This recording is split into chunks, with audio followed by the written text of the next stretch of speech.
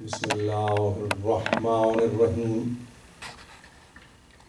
الحمد للہ الذی ہدانا لہذا وما كنا لنهتدي لولا ان هدانا الله لقد جاءت رسل ربنا بالحق والصلاة والسلام على النبي الأمي الخاتم لما سبق والفاتح لمن غلق المعلن الحق بالحق أبي القاسم محمد اللهم صل على محمد وآل محمد وأهل بيته الطيبين الطاهرين المعصومين المظلومين الذين أذهب الله عنهم الرجس وطهرهم تطهيرا.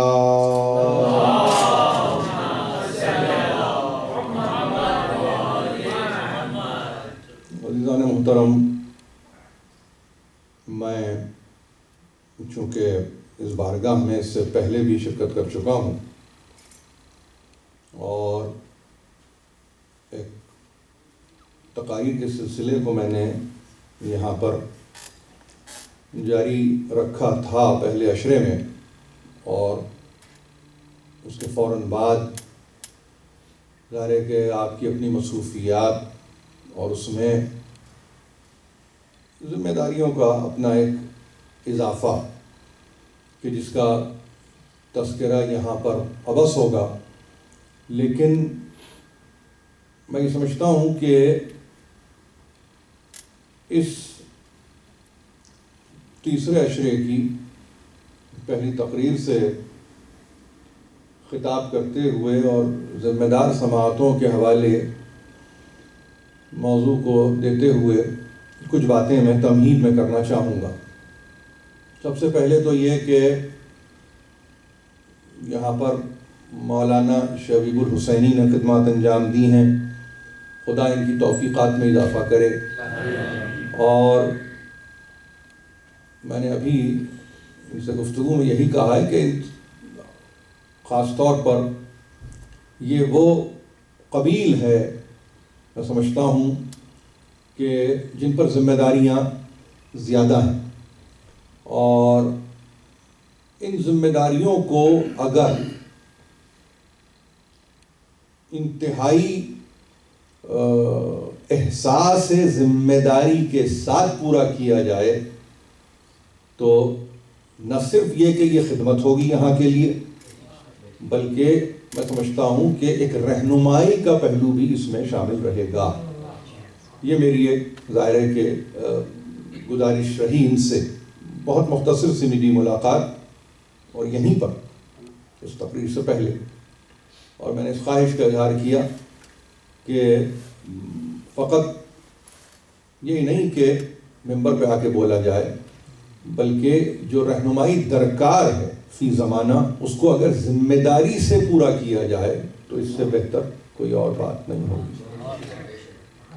یہ میرے اپنے جذبات ہیں اور یہ میں آپ کے حوالے کر رہا ہوں اور معلن ہوں اپنے جذبات کا، یعنی میں خود اعلان کر رہا ہوں. دوسری بات یہ کہ یہ اکثر دیکھا گیا ہے کہ پہلے عشرے کے بعد ایک صورت ہوتی ہے جس کو آپ خستگی کہہ لیجئے. میں نے اپنی آخری تقریر میں جو سمجھ لیجئے کہ یہاں پر تھی، میں نے اس کا تذکرہ بھی کیا تھا، اور یہ ایک شعر کی صورت میں یہ تذکرہ میں نے کیا تھا. اے جذب سفر خستگی شوق مبارک، رکتے ہیں قدم دل کی ہے آواز نہیں اور. یہ وہ سفر ہے ہمارا کہ جس میں ہم یقیناً اپنے آپ کو خستہ محسوس کرتے ہیں، تھکے ہوئے محسوس کرتے ہیں، ایک تکان کا بھی عالم ہوتا ہے. ظاہر ہے کہ ہم خود ایک طبیعت رکھتے ہیں، تو اس میں جہاں پر احساس ہے کچھ نفع کا تو وہاں ضرر بھی ہے، ایسا نہیں. تو اب اگر اس صورت کو باقی رکھنا ہے تو یہ بات یاد رکھیے کہ یہ خستگی نہیں ہے، بلکہ ایک خستگی شوق ہے. یہ شوق والی خستگی ہے جس کے لیے ظاہر ہے کہ شاعر نے بڑی ذمہ داری سے یہ کہا ہے کہ یہ باعث تبریک ہے. اس کو مبارکباد دیجئے اس خستگی کو، اس لیے کہ حقیقی معنی میں یہ فکر کی خستگی نہیں، یہ تو فکر میں جولانی تباہ ہے کہ جو جاری و ساری ہے، یہ فکر کی بلوغت ہے کہ جو آگے کی سمت میں بڑھ رہی ہے۔ ظاہر ہے کہ محرم کا عشرہ، پھر اس کے بعد دوسرے عشرے سے آپ کا یعنی آپ کے محبوب خطیب کا یہاں بیٹھے ہیں خطاب، انہوں نے بڑی ذمہ داری سے، اور میں نے سنا کہ حدیث قصہ کو سند بنا کر گفتگو فرمائی ہے، تو ظاہر ہے کہ کیا گفتگو رہی ہوگی اور کس انداز کی گفتگو رہی ہوگی، اور پھر اس میں تربیت کے جو پہلو رہے ہوں گے، ساری چیزیں آپ کے سامنے ہیں، اس کو دہرانے کی ضرورت نہیں ہے۔ لیکن اب چونکہ میرا کام آگے اس پورے سلسلے کو لے جانا ہے، تو ایک ذرا سی ذمہ داری مجھ پر بھی ہے، اور میں چاہتا ہی ہوں کہ وہ ذمہ داری کو ہم شیئر کریں اس صورت میں کہ اگر میں بول رہا ہوں تو آپ اسے مسموع کر رہے ہیں، یعنی آپ اسے محفوظ بھی کر رہے ہیں۔ یہ ایک طرفین کی ذمہ داری ہے، یعنی جو ذمہ داری میری بعین ہی ویسے ہی آپ کی بھی ذمہ داری ہے، جس کو آپ نے نبھانا ہے، ادا کرنا ہے، پورا کرنا ہے، اور فرض سمجھ کر پورا کرنا ہے۔ یہ ظاہر ہے کہ یہ گفتگو کسی دوسری تقریر کا حصہ نہیں بن سکتی، کسی تیسری تقریر کا حصہ نہیں بن سکتی، اس کو پہلی ہی تقریر میں ہونا چاہیے۔ ایک بات اور کہ جن لوگوں نے پہلے عشرے میں سننے والوں کی تعداد کو رکھا ہوگا، ان کے لیے کوئی لمحہ فکریہ بھی نہیں ہونا چاہیے، اس لیے کہ ہر دور میں ذمہ دار سماعتیں محدود ہی ہوتی ہیں، بہت زیادہ نہیں ہوتی، تو اس میں نا امیدی، مایوسی، اور اس میں کسی حوالے سے کوئی ایسی چیز جس کو آپ یہ کہیں کہ نہیں اس سے دل ٹوٹتا ہے، نہیں، قطعاً نہیں، اس کو بالکل بھی دل میں جگہ نہ دیجیے، اس لیے کہ ہماری عبادت ہے۔ جیسے عبادت میں ایک اجتماع کا تصور ہے، ویسے ہی عبادت میں ایک فرد کا بھی تصور ہے۔ فرادہ بھی تو عبادتیں ہوتی ہیں، ایسا تو نہیں کہ آپ ہی کہیں کہ عبادت فرادہ ہوتی ہی نہیں، لہذا آپ اس کو فرد کی عبادت سمجھیے، اس کو آپ اس طرح سے سمجھیے کہ ہر ایک ہے اپنی ذمہ داری پوری کر رہا ہے۔ کچھ باتیں ہیں، ظاہر ہے کہ یہ بڑی اہم باتیں ہیں جو آپ تک مجھے پہنچانی تھیں۔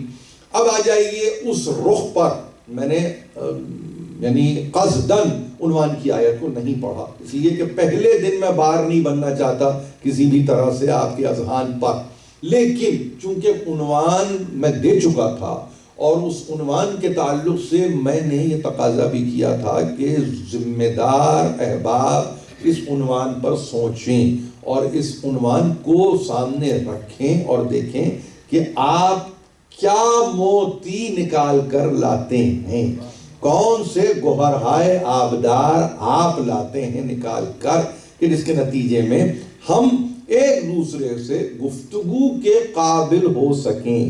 ممبر مونولوگ نہیں ہے، یہ میرا معروضہ ہے روز اول سے، میں نے ہمیشہ ممبر کو ڈائیلاگ سمجھا ہے، مونولوگ نہیں سمجھا۔ یہ خود کلامی نہیں ہو رہی ہے بلکہ یہ مکالمہ ہو رہا ہے۔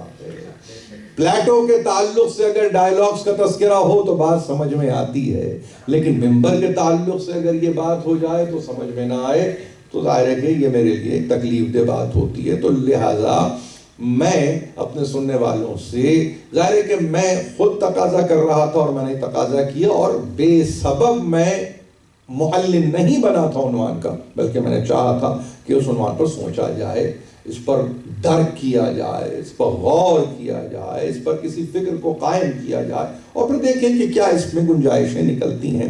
عنوان یہاں کا جو ظاہر ہے کہ آپ تک پہنچا اور خود میں نے پہنچایا، وہ ہے قرآن اور بقائے انسان۔ یہ وہ عنوان تھا کہ جس کے لیے میں نے یہ شرط رکھی تھی کہ آپ بھی سوچیں گے، قرآن اور بقائے انسان۔ ظاہر ہے کہ کوئی لفظ اس میں ایسا نہیں ہے، خود قرآن آپ بے خبر نہیں ہیں، انسان جو قرآن کا موضوع رہا آپ اس سے بے بہرا نہیں ہیں۔ اب ایک لفظ اگر اضافے کا لفظ آپ سمجھ رہے ہیں اور وہ لفظ ہے بقا، تو اس کو اضافہ نہ جانیے، اس کو یہ نہ سمجھیے کہ یہ کوئی ایسی پنکچویٹنگ ریمارک کے طور پر میں نے یہ لفظ استعمال کیا ہے اور میں کہیں عنوان کو اس انداز سے قائم کر رہا ہوں کہ جس کے نتیجے میں واہ واہ ہو جائے یا کوئی داد اور کوئی تحسین کے مراحل طے کیے جائیں. نہیں، یہ فکری موضوع ہے اور یہ قرآنی موضوع ہے، اسی لیے اس موضوع کو آپ کی خدمت میں پیش کیا گیا. کیا ایسا نہیں ہے کہ قرآن کا موضوع انسان نہیں رہا؟ کیا ایسا نہیں ہے کہ قرآن کا عنوان انسان نہیں رہا؟ کیا ایسا نہیں ہے کہ ہم یہ کہیں کہ قرآن کے تھیمز میں ہیومن بینگ یا مین کائنڈ وہ ایلیمنٹ نہیں رہا جس کو ڈسکس کیا گیا، جس کو ڈسکورس کی منزل پر لایا گیا؟ آپ کہیں گے حتماً قرآن کا موضوع انسان ہی ہے اور انسان کے سوا کچھ اور نہیں ہے. قرآن جمادات سے گفتگو نہیں کر رہا ہے، قرآن نباتات سے گفتگو نہیں کر رہا ہے، قرآن حیوانات سے گفتگو نہیں کر رہا ہے. قرآن یقیناً مخلوقات میں اشرف مخلوق سے گفتگو کر رہا ہے. اور جب گفتگو قائم ہو رہی ہے تو ظاہر ہے کہ قرآن بڑی ذمہ داری سے اس گفتگو کو قائم کر رہا ہے. ایک بات اور آپ سے عرض کروں، ہم پر ظاہر ہے کہ کچھ اس طرح کے الزامات بھی ہیں کہ ہم مغرب میں ہیں تو کہیں مغرب کی فکر سے ہم مروب ہو رہے ہیں، یا مشرق میں ہیں تو مشرق کے فلسفیانہ افکار سے ہم مروب ہو جاتے ہیں. ایسا نہیں ہے. ہمارے لیے شرق اور غرب کی گفتگو نہیں ہے، ہمارے پاس تو قرآن کی گفتگو ہے. اب اگر گفتگو قرآن کی ہے تو اس کو آپ شرقاً رکھیے، غرباً رکھیے، شمالاً جنوباً، جو سمت آپ دینا چاہیں دے دیں، مگر قرآن نہیں دیتا. فَأَيْنَمَا تُوَلُّوا فَثَمَّ وَجْهُ اللَّهِ، جہاں بھی چہرہ گھماؤ گے اللہ ہی نظر آئے گا، کوئی اور نظر نہیں آئے گا.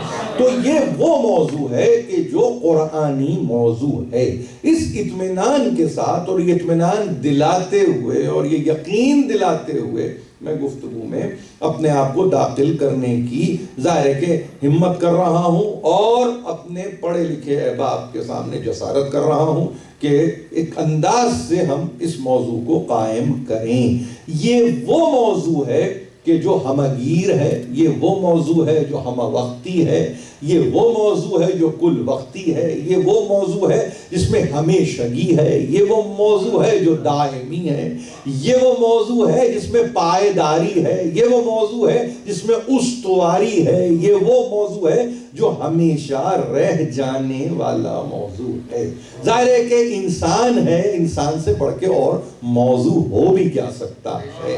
ظاہر ہے اس سے بڑھ کر خرابہ ہے تو یہیں سے ہے، فساد ہے تو یہیں سے ہے، صلح ہے تو یہیں پر ہے، امکان صلح ہے تو یہیں سے ہے، سب کچھ ہے، سب کچھ ہے یہیں پر ہے. اسی لیے اس کو بہت اہم موضوع قرار دیا گیا ہے.